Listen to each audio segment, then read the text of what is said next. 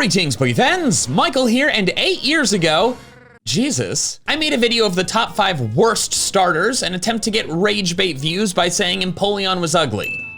And to be fair to me, I did get the views. This video is the top 10 worst starters, but my ranking method will not be the same. This video will rank the starters based on which ones are the worst to pick in the games in which you can select them. I've already made a video about the best starter in every game, so this is the opposite.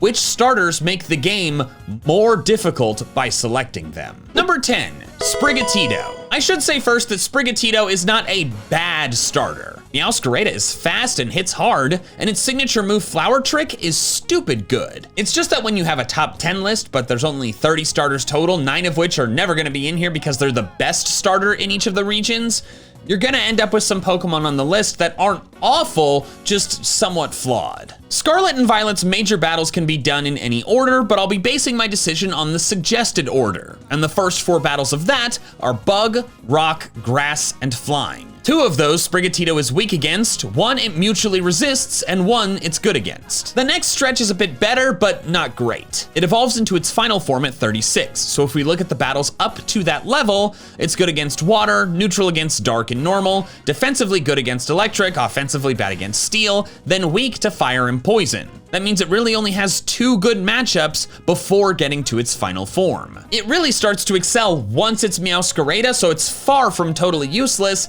but it's just gonna require a bit more patience for it to get good than several other starters. Number 9, Squirtle and Kanto. I have to specify Kanto since Squirtle is also selectable in X and Y. Squirtle's low on this list because it's great against the first gym in the game, Brock, and that's a very significant benefit. With how limited your team options are that early, that's really huge. However, it made it onto this list because it struggles for a while after that. Misty's second gym is water, so Wartortle isn't helping much, but then back to back you have Lieutenant Surge and Erica, electric and grass, which a water starter obviously gets wrecked by. Having it on your team is a dead party spot for half of the first 4 gyms. Now to its credit, it's great against the final 2 gyms, fire and ground, but those are late. And by that time, you'll have tons of water type options, including Lapras, who gets stabbed for its ice moves, making it better against Lance later. So basically it's great, then awful, then good, but replaceable. Number 8, Sobble. None of the 3 Galar starters are awful. In an attempt to balance things, the first 3 Galar gyms are grass, fire, and water. So regardless of your starter, you get 1 it's good against, 1 it's mutually resisted by, and 1 it's weak to. Sobble just gets the worst order. The first gym is grass, then it's not helpful in the water gym, and then finally it gets to take on fire. But after that, water just doesn't get to do much since Inteleon doesn't get a secondary typing. There's no ground specialist, and the rock specialist Gordy is only in sword. So if you're playing Shield, your Inteleon gets to excel in just 1 major battle. Well, I guess not exactly. 2 of Raihan's Pokemon are weak to water, but Inteleon is terribly frail, which is a liability in double battles. It's not weak to any gyms beyond the first one. There's no electric gym, except for me. I am on a quest to become the Galar region's first electric type gym leader, but it's simply just not helpful for most of the game. Number 7, Oshawott. Like many starters that lack secondary typing, it's limited in where it can excel. But Unova is especially rough for Oshawott. In Black and White, the Fire Gym leader is technically Chili, who you do not fight if you chose Oshawott. Ground has Clay, the 5th gym leader, and Duat is good against 2 of his Pokemon, but then there's no Rock specialist. So it's just 1 major battle, but it doesn't excel defensively either. All the starters deal with the advantage having Monkey in the first gym, but then the 3rd gym, Berg, is actually somewhat dangerous for Duat, since while Dwebble is weak to water,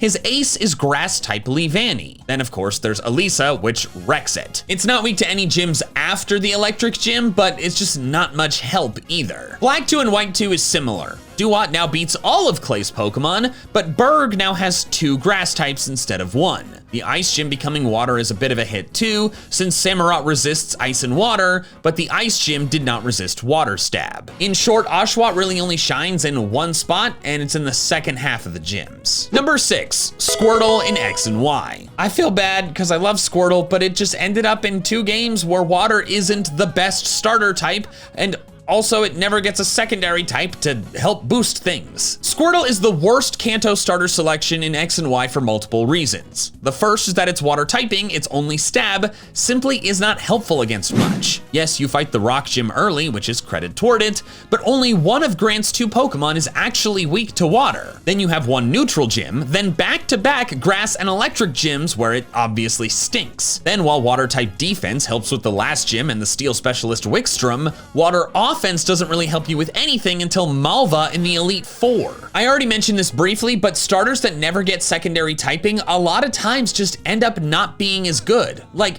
here's another example. Mudkip is by far the best starter in the Hoenn region because it's good against 3 of the first 4 gyms thanks to Marshtomp's ground type. But if you take away that ground type from Marshtomp, it goes from being good against 3 of the first 4 to only 2 of the first 4, and now it's weak to the electric one. Additionally, Mega Blastoise is the worst of the Kanto starter Megas. Mega Venusaur gives you stab offense for fairy types and deletes its weaknesses to fire and ice using Thick Fat. Mega Charizard Y is stupid strong under the sunlight it sets up itself. Mega Charizard X is not quite as good as Y, but it still hits with massive damage thanks to Tough Claw's boosted Flare Blitz and Dragon Claw, plus it has 5 resistances. Meanwhile, Mega Blastoise gets Mega Launcher, which sure, gives a boost to some non-stab moves, but the only water move it powers up that Blastoise can learn is Water Pulse, which is only 60 power, which means Blastoise's fancy Mega ability just makes it so his Water Pulse is now as strong as Surf? Blastoise is simply somewhat of a liability early in the game, and then it's just not helpful later. This marks the halfway point, so real quick, just wanna ask you a favor, check to see if you're subscribed. If you've watched this far, you probably like my videos, but you may not be subscribed even if you think you are, just cause, well, YouTube's pretty good at sending you my stuff. So if you do enjoy my videos, hit that subscribe and make sure that YouTube always sends you my stuff. Number 5, Snivy. Regardless of which Unova game you're playing, Snivy is weak to 2 of the first 3 gyms.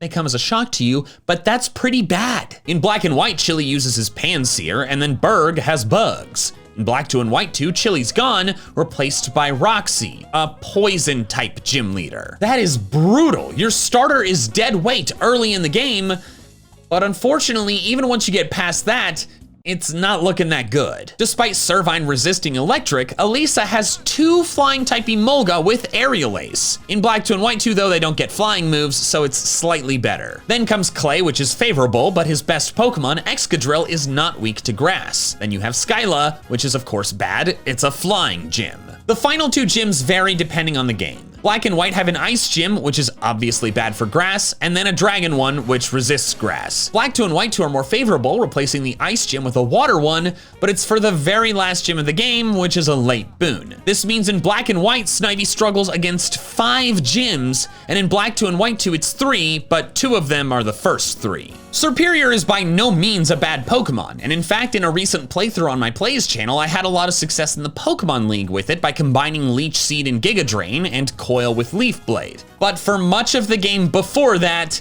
Snivy just gets stomped on. Number 4, Chespin. I like Chespin. I think it's cute and it has a fun personality. And then Chestnut I think is decently cool. I really like its shiny. And then Quilladin, not so much. Fun fact, apparently it was one of the 5 least visited Bulbapedia pages for Pokemon in all of last year. Unfortunately for this small cute thing, it is the worst of the 6 starters in X and Y. When analyzing the best starter pair in X and Y, my 2 finalists were Fennekin and Bulbasaur or Froakie and Charmander. Notice how Chespin and Squirtle are missing from those options. I already talked about Squirtle, but Chespin just gets absolutely crapped on by Kalos. First, it's immediately weak to the first gym, which is huge points against it. Okay, technically, Surskit doesn't have a bug-type move, so that's not like as big of a problem. It's basically a neutral matchup, but like Vivian, Chespin ain't doing anything to Vivian. Then the Rock Gym should be where it shines, but Tyrant isn't weak to grass, and while Amara is, Amara also has ice moves that Quilladin does not appreciate. Then you have the Fighting Gym featuring a Hawlucha, and then the Grass Gym features 2 Pokemon with super effective stab against it. The Electric Gym is mixed since Emolga screws it up, but Chestnut's fighting is good against the other 2. But then you have Fairy, Psychic, and Ice all in a row.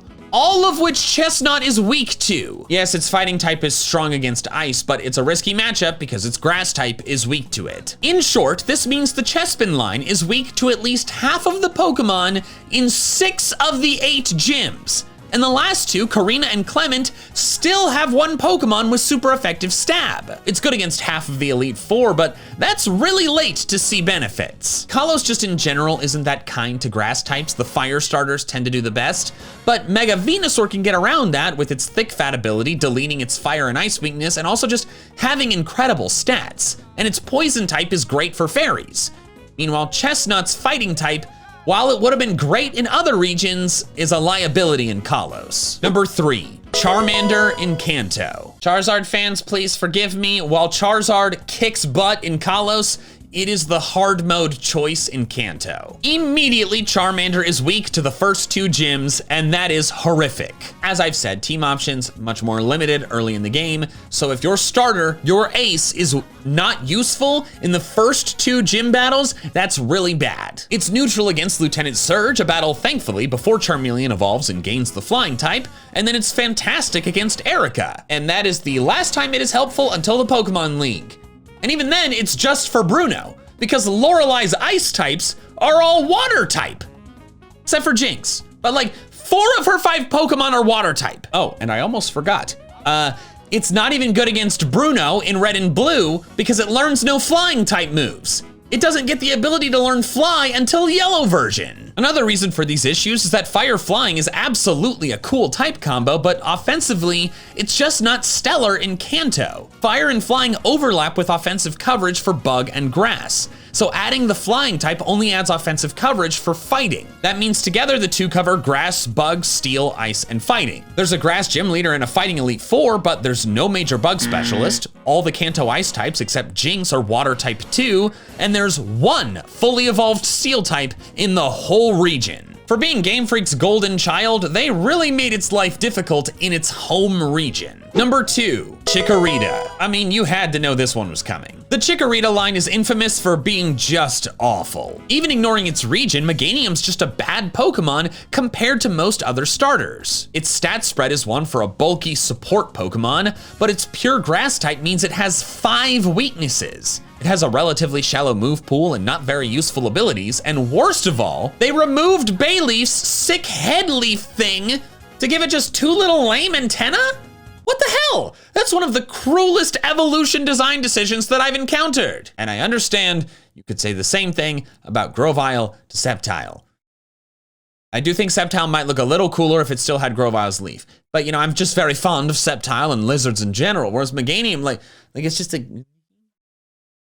when Bayleaf had Wata! And then of course, in its home region, the Chikorita line is almost completely useless. Like Charmander, it's weak to the first 2 gyms, but it never gets any usefulness after that. Because Rock, Ground, and Water got major specialists in Kanto, there's no specialists for those types in Johto. Instead, after Bugsy, there's Whitney, and then Morty, whose entire team is poison type. They don't have poison moves, but like Bayleaf can't really touch them. Then there's Chuck, whose Poliwrath is one of the few major battle Pokemon Meganium's actually good against. And then there's Jasmine, who just walls Meganium completely. Then you have Price, who's a mixed bag since he has ice types, obviously bad, but they are technically weak to grass, so it's a risky matchup. Finally, there's Claire's Dragons, which resist grass outside of Kingdra. Then as some extra salt in the wound, your rival, Silver, you know, who you battle several times, basically his entire team just despises grass types. Of the Pokemon on his Victory Road final main story battle team, 5 of them either resist grass, have super effective stab against it,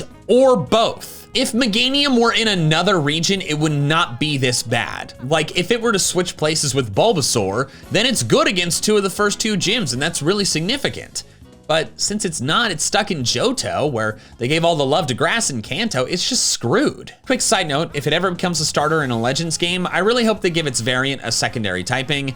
Meganium needs some love, because it's like not an ugly Pokemon, it's just like, its life has been terrible. But despite that, despite all of these issues, Chikorita is still not the worst starter. It's the worst one to choose, but the worst starter is one where you don't get a choice at all. Number 1, Pikachu in yellow version. Yellow has you start with a Pikachu that cannot evolve. A Pikachu. A Pikachu that can't evolve. The gym matchups barely matter at this point. If you keep it the whole run, you're bringing a Pokemon as weak as a base form starter, a BST of only 320 under the modern system, to the frickin' Pokemon League.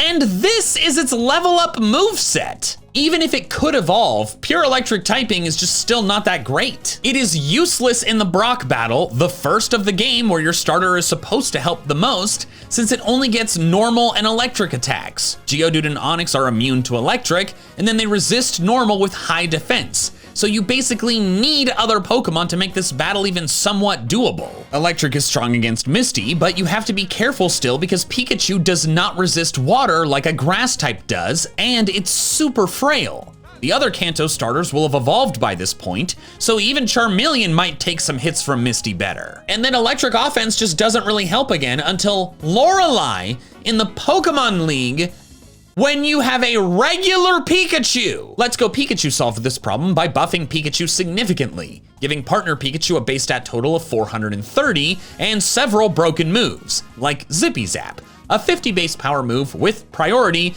that also always crits. Seriously. It's like a slightly weaker extreme speed that doesn't care about attack drops or defense boosts. They did the same thing for the partner Eevee in Let's Go Eevee, which actually gets an even wider range of busted moves. In order to keep the players using their cute, normally weak Pokemon, in Let's Go, they buffed the power of them dramatically. But in Yellow, they didn't think to do that. They're just like, oh, hey, Pokemania, let's sell more games. And just like, look, you can be Ash, you can start with Pikachu. But Ash doesn't have a regular Pikachu. Ash has a freaking partner Pikachu, if not one that's even better than that. And so they just stuck us with a garbage one. I've played Yellow only once on the Virtual Console on the 3DS as an adult, and I was sick of my Pikachu by like Gym 3 or 4 and ditched it for Zapdos as soon as I could. You know, it's just important to remember all these other starters I discussed before Pikachu, like, at the end of the day, even if they don't match up well against the gyms in their region, you still end up with, like, solidly quite strong Pokemon at the end. But if you get a Pikachu that is weak and will never get stronger, that's by far the worst starter in any mainline Pokemon game. Thank you so much for watching. If you want to see another video from me, there's one on the screen here that YouTube picked out specifically for you.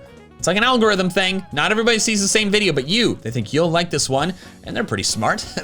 they recommend my videos, so they gotta be good at something. But anyways, thank you so much for watching, and that is all I have for now. So until next time, big fans, gotta catch them all.